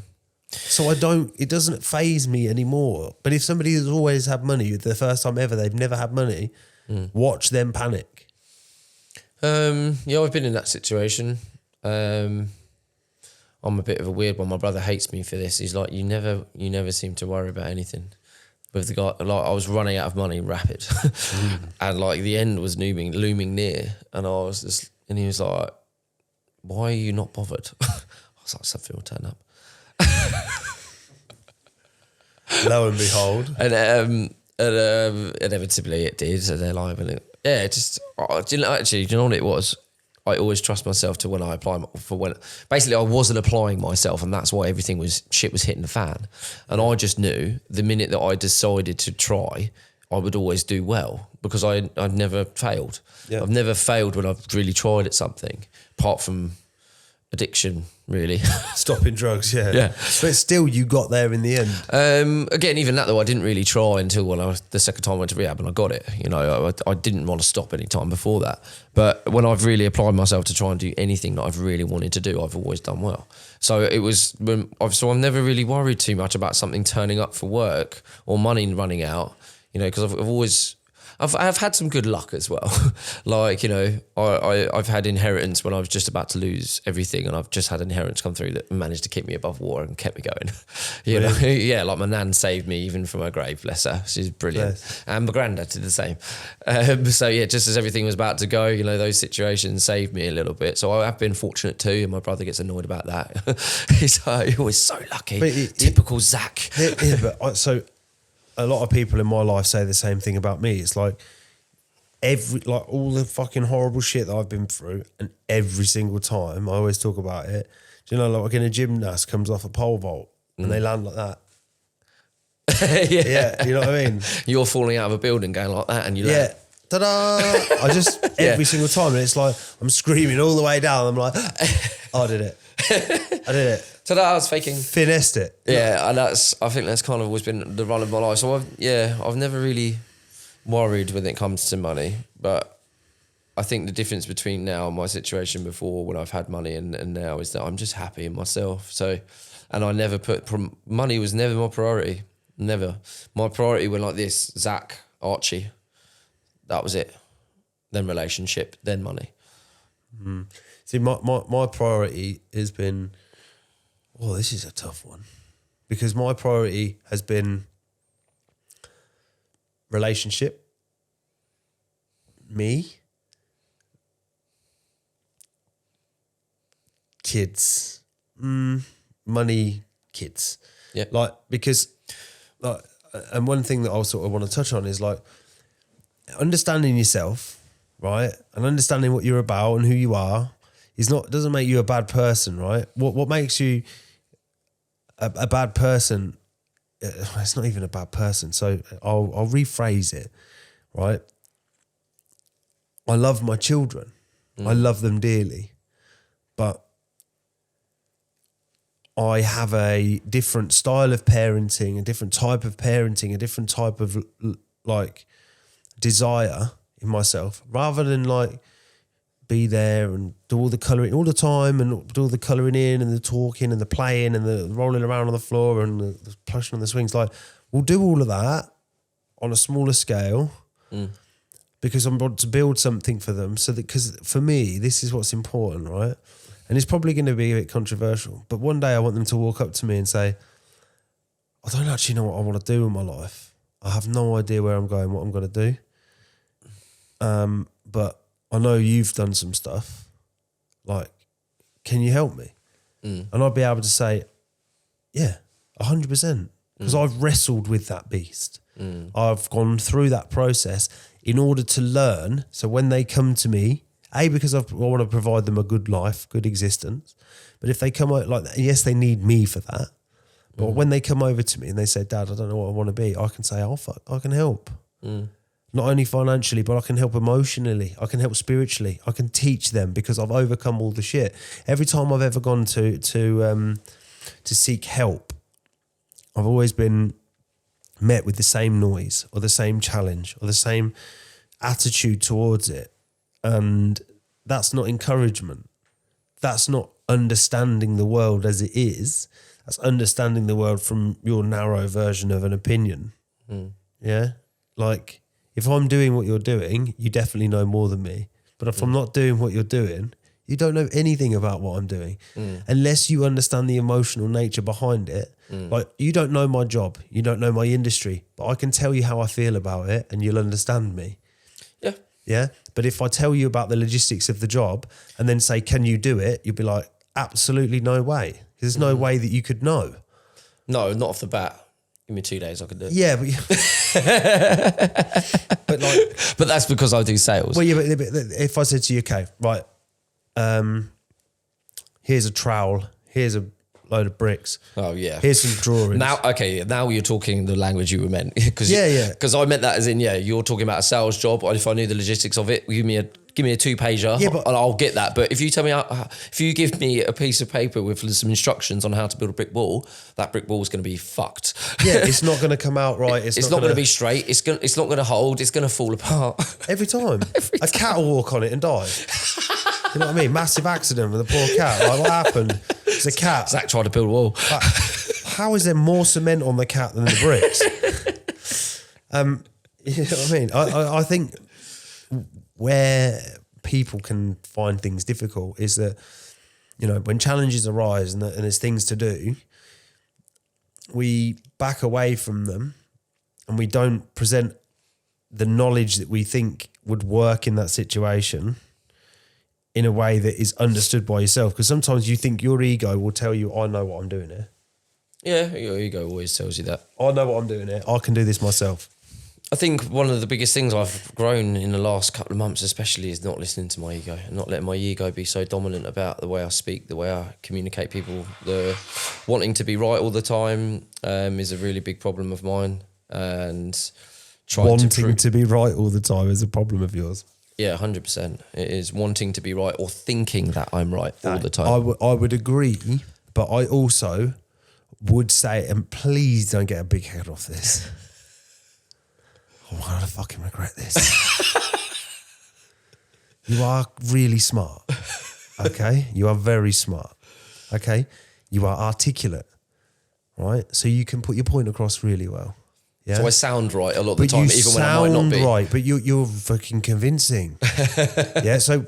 It's to myself, though, as well. But me and you, because we're both in sales, because we're both articulate, we have a conversation about something, we can sell each other the idea enough for the minds to change. Yeah, to consider. To consider, yeah. I guess that's what it is. It might be that when I'm talking to someone, I can convince them that they were wrong, even if they were right. Yeah, and you're like... And then I walk away. But the thing is, what I'd like to think about myself is if I did do that, then I would come back and say, do you know what, I was wrong. I was wrong about that. It might take you 3 to 5 months. Possibly.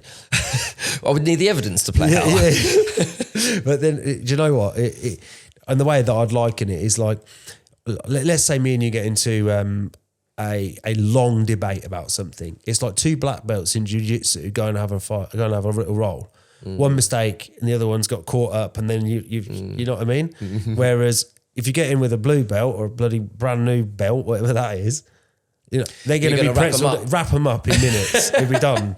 You know what I mean? And sometimes in conversation, when you understand how to lead a conversation and ask the right questions, because all selling is asking questions, isn't it? It's like it's asking the right questions. They'll tell you what they need. Yeah, you then understand the pathway to the solution, and you explain the solution in an articulate and beautiful way, whilst pointing out how many times it's going to solve the problem with as little effort and input as possible, and you always get the same outcome. Yeah, that sounds great. Let's do that. What I've started doing in conversation, because obviously what I'm doing at the moment a lot with either yourself or whoever, when I'm trying to sway their opinion about something they're doing into another direction that triggers them, I'm trying now to, 1, do that less because it's a lot of energy, but 2, when I am feeling the need to do it, is to ask you questions or ask them questions that hopefully will get them to a place where they go, oh, I need to think about that. And then it's their idea, they've got there. I've asked them questions and they've come out with the answer, as opposed to me going, that's wrong. You shouldn't do that.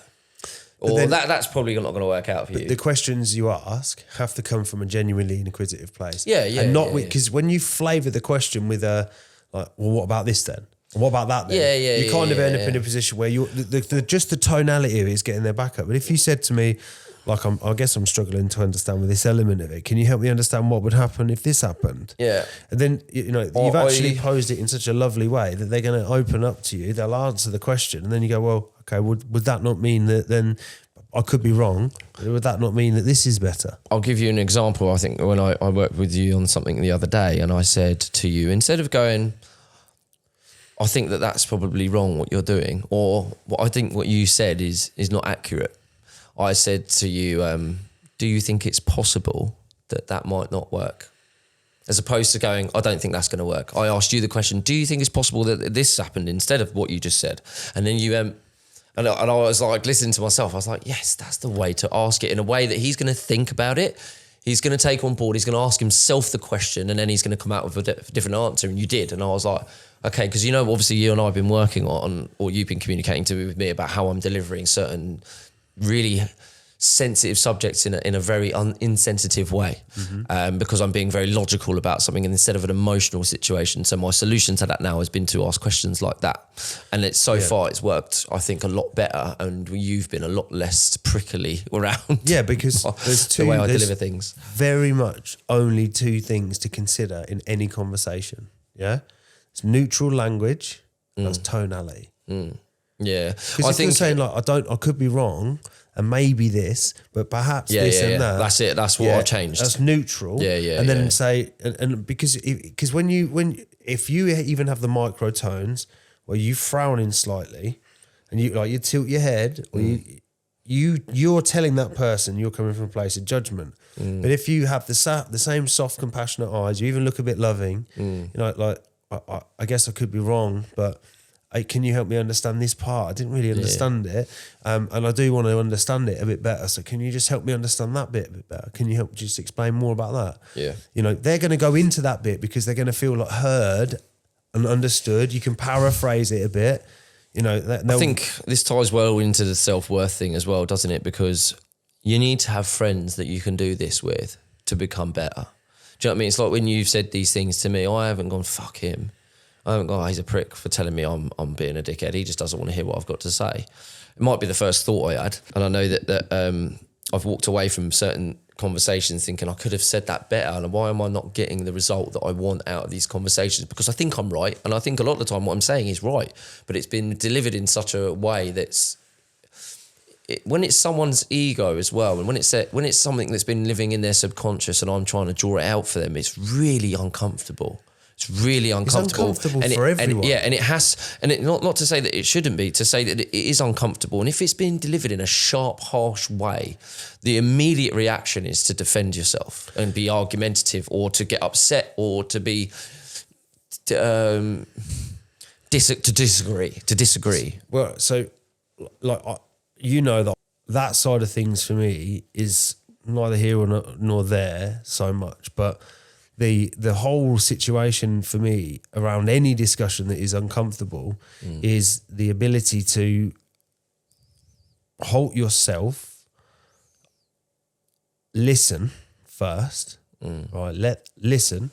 If you don't truly understand, ask another question to help you understand what you're not understanding. Because when you start to it's like seeing the woods through the trees. You know what I mean? When we speak, I always will speak, and I'll preface it. I love you.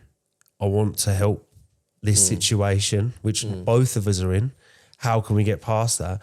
When two people get too stuck in that, all you're going to do is be whacking heads against each other, and you'll go away and you'll think about it. You'll both fizz on it. You'll come back. Not necessarily just you as one.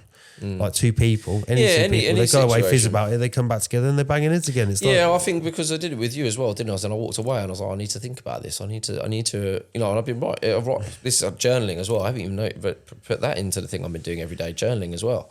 But one of the things I always write is what I didn't like about myself that day, what I wasn't proud of, And so when we've had some difficult conversations and you felt uncomfortable or felt unheard, or like I wasn't being very kind in what I was delivering, I've written that down. I didn't like how I was, and I delivered this, and I'm still finding it difficult to deliver things in a way that can be received. And tomorrow I'm going to do this better, and tomorrow I'm going to deliver this with love. Tomorrow I'm going to deliver this with more empathy. Tomorrow I'm going to deliver this with a little bit more compassion, a little bit more kindness, a little bit more patience. Yeah, you know what I mean. So I do that every day. Do you know what I mean? So these are the other things that I think, again, all this is just wrapped into self-worth, every little bit of it.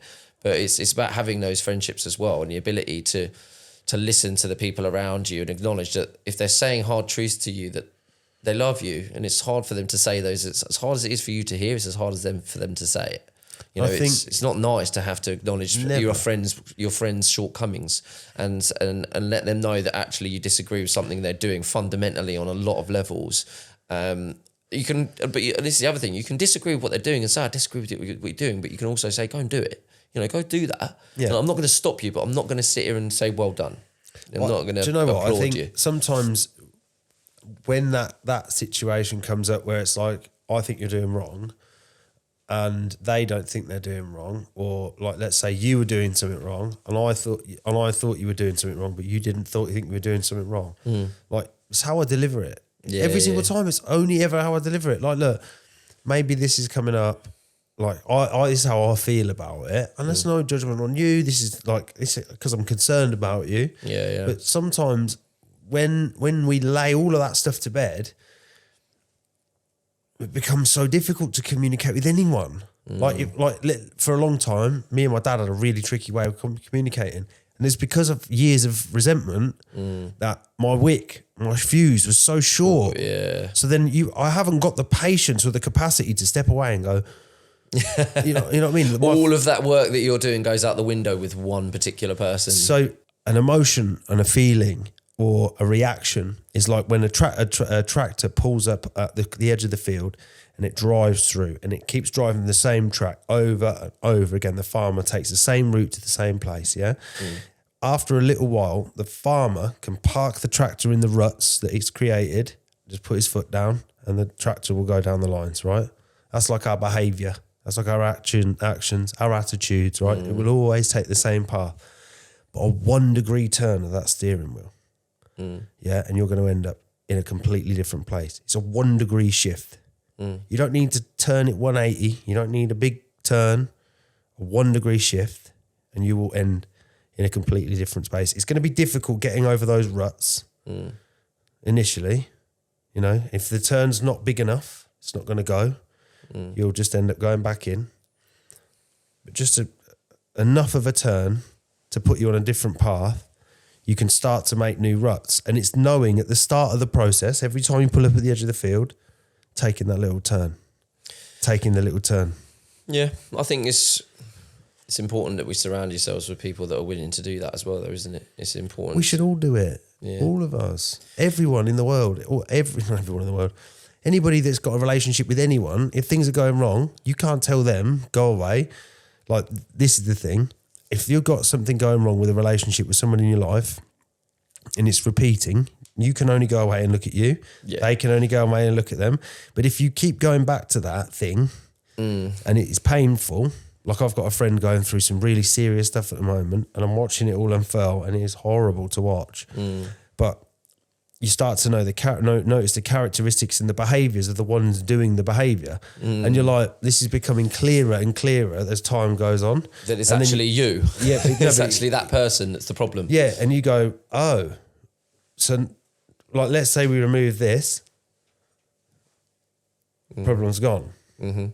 So then as long as you're always reviewing yourself, yeah, you're only ever going to win. I think that's a difficulty I have as well in if I'm communicating with people. I don't give anyone my energy if they're not willing to acknowledge themselves. If they're sitting there ranting about, oh, they did this and she did that and he did this and she did that. And I'm like, what was your part? What did you do? Yeah. Don't sit here and slag them off, because there's two parts to this. And I'm your friend. If you want me to be your friend, Zoe, then I want to know what you did. I will help you and support you and help you grow and change that behaviour if you're willing to tell me. But if you're not willing to tell me, then I'm not going to listen. Here's the best one. Right, it's my favourite. How were you triggered? What triggered you? Because if you're like, if I said to you, you're a lazy loser. Yeah. And you know you're not a lazy loser.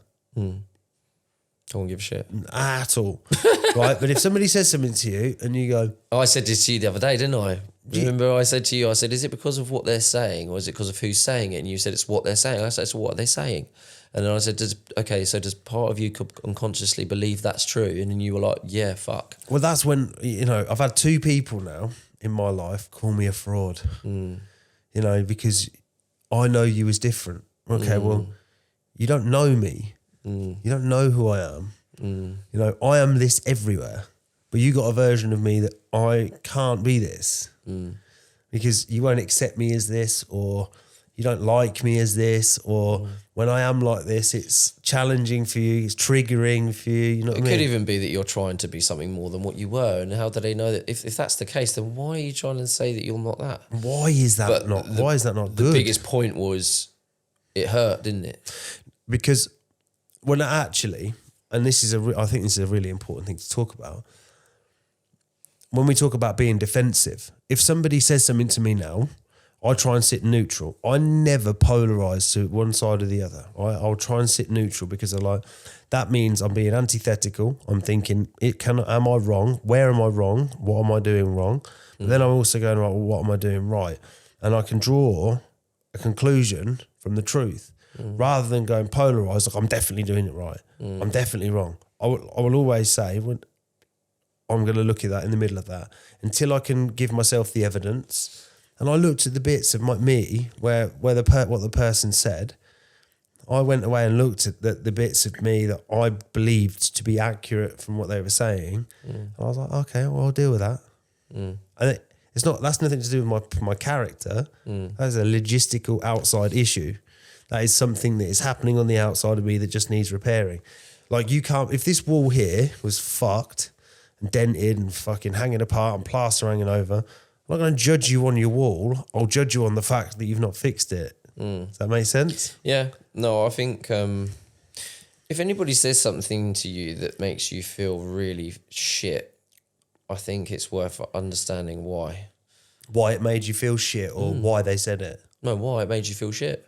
Because generally, if you're feeling pretty strong within yourself, I mean, I can't think there's much that anybody could say to me right now that would upset the me. same. Yeah, same. I don't think there's anything that would trigger me apart from saying that I'm wrong. No, you're wrong. I've never said that to you, but sometimes I'm like, I know the button's there. No, I think if somebody says something to you that makes you feel worthless, maybe is the better way to phrase it.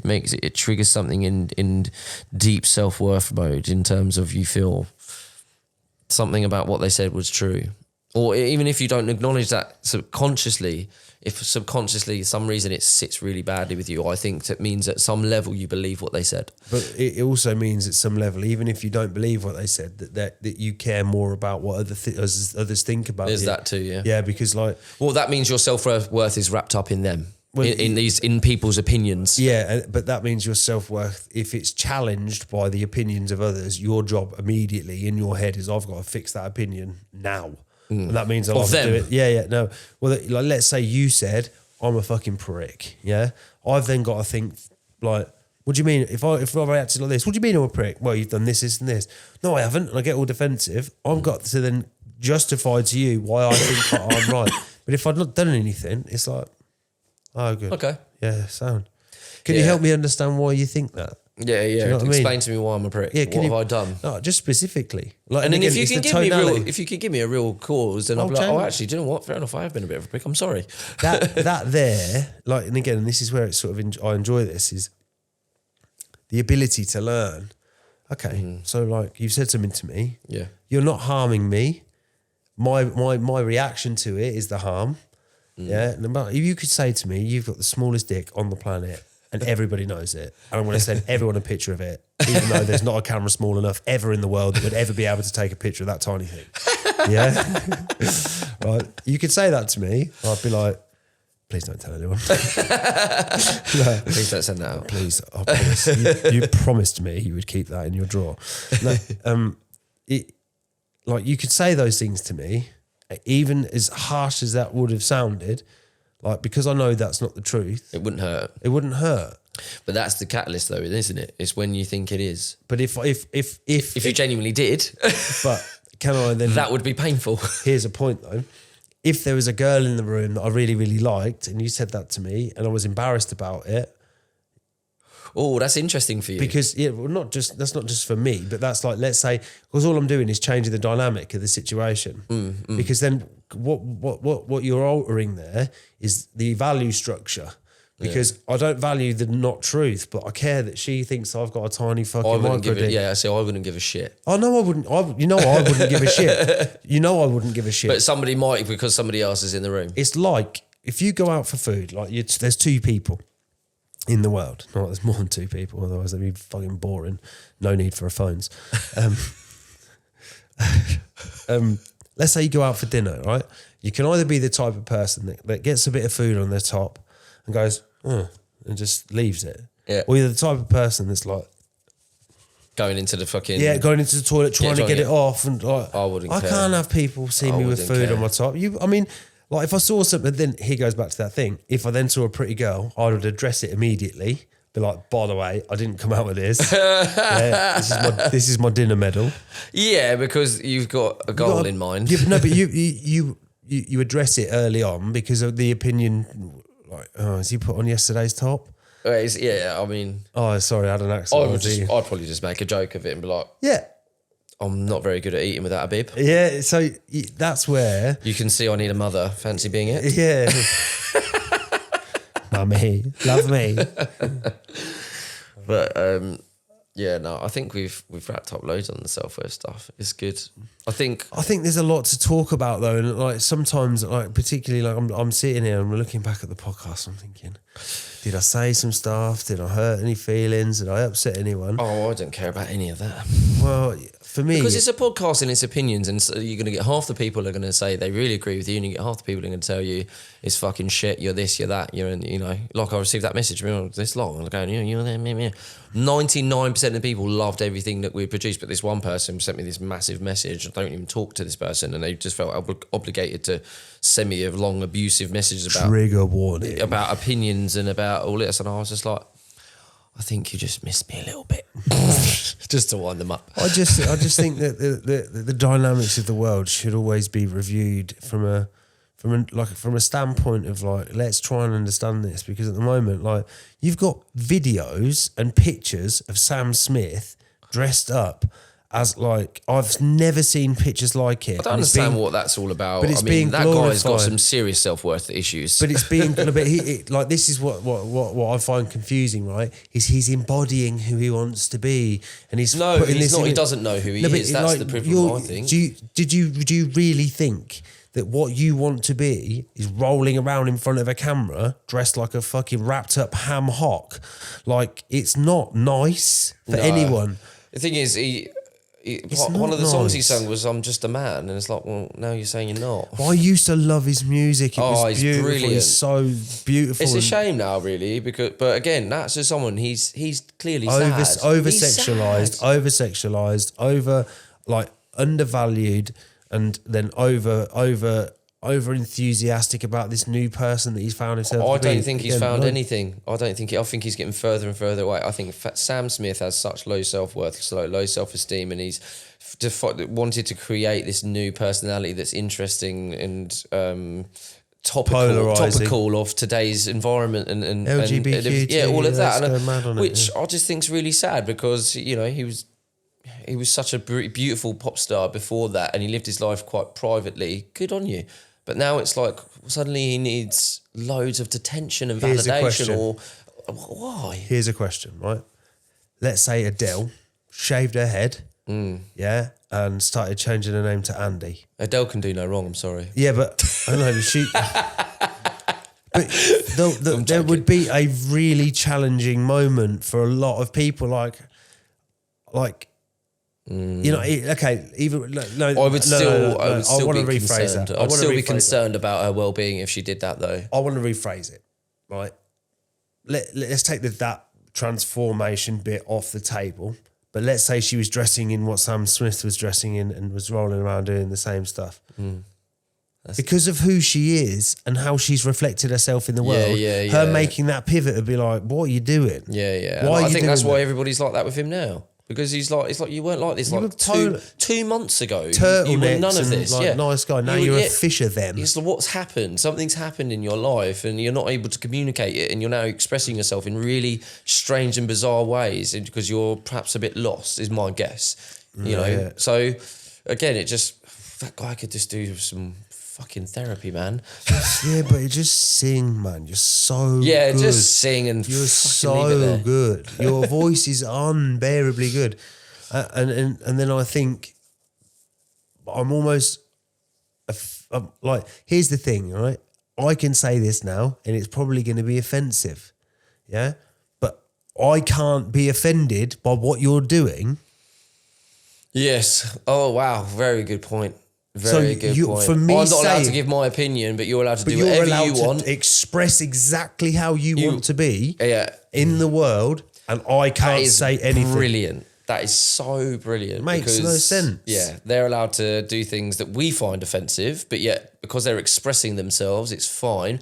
We're now expressing ourselves on an opinion that we have, and yet we would be judged massively for having that opinion. Oh my God, how can you say something so offensive? And it's very hypersensitive group. Yeah, it's like everybody we're gets so very snappy very we're quickly so with this. singled out and we're different. Like, fine. But there is a big group of you that are different. Yeah, that's what you want to do. That's who you want to be. But then if stand in that power, but do not make everybody else have to witness what you're doing. Yeah, like, I think that's what it's become. That there, like if let's say if me and you had a weird little fetish and I wanted to dress up like what Sam Smith was doing, that would be done behind closed doors. Fine. People might, Fine. And don't Enjoy it. Fine. Love it.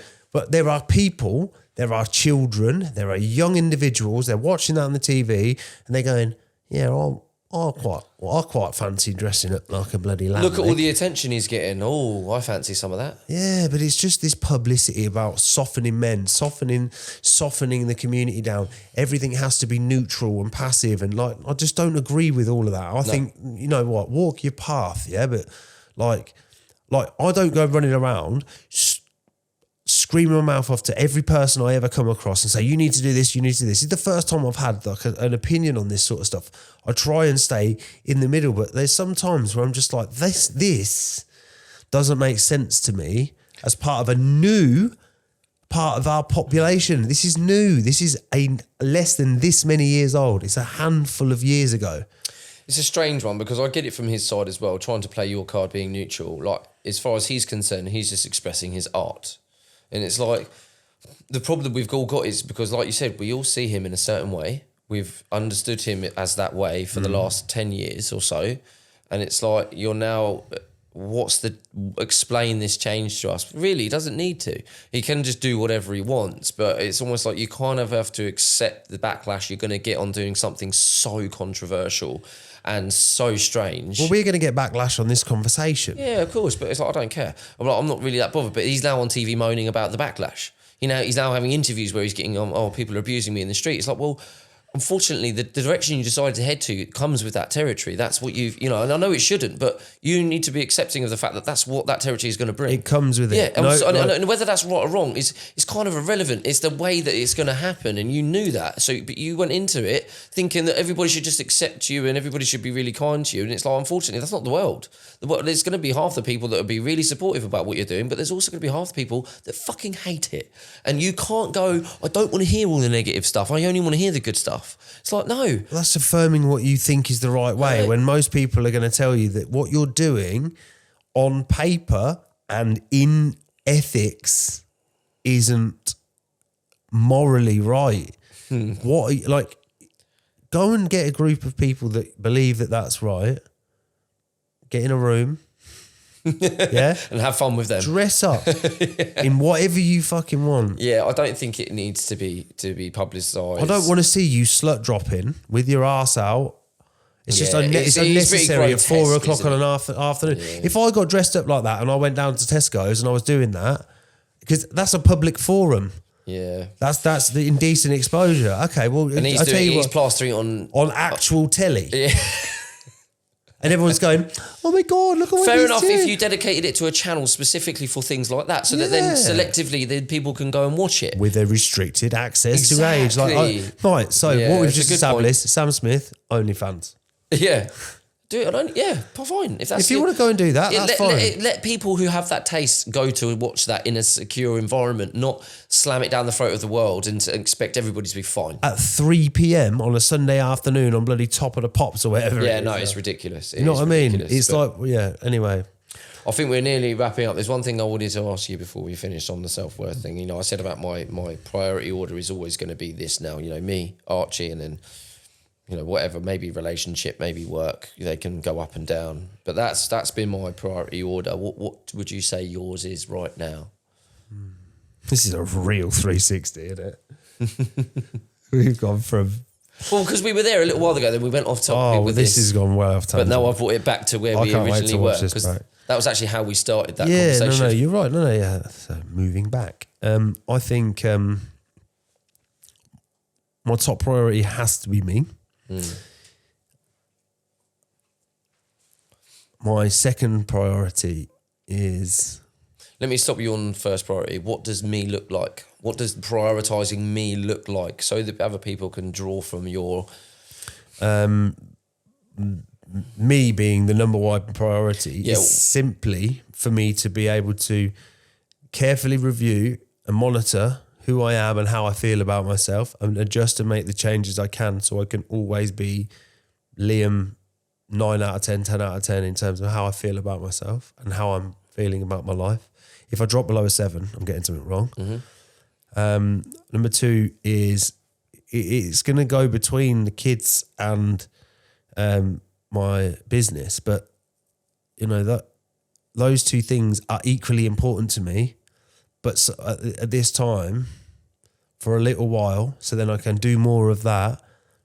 The business is going to require more of my time and attention, but that's no different to a 45-hour-a-week job. No, it's a short-term gain. Yeah, but it's a 45... Short-term loss, for a long-term gain. It's not a loss because No, I mean, would the be doing a kids' time- 45-hour-a-week job. Kids, potentially, the time that they get will be a little bit less now, but because in the future you have more freedom, more money to have to spend more time. So they'll gain. Freedom, Yeah. more. It's like, it's And gains. I understand that. And then I think, yeah, I mean, they're the only three. A relationship's always going to come below those three until a relationship can slot it. Because my life's really busy, a relationship can slot in there.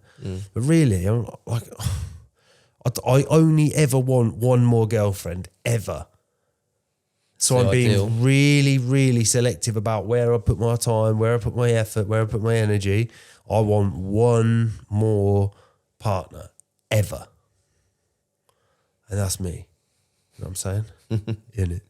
Anyway, I feel like this has been I loved it. It's It was quite good a one. diverse podcast. It's been all over the shop. Yeah, no, it's been good though. I like it. Awesome. All right. Wrap it up.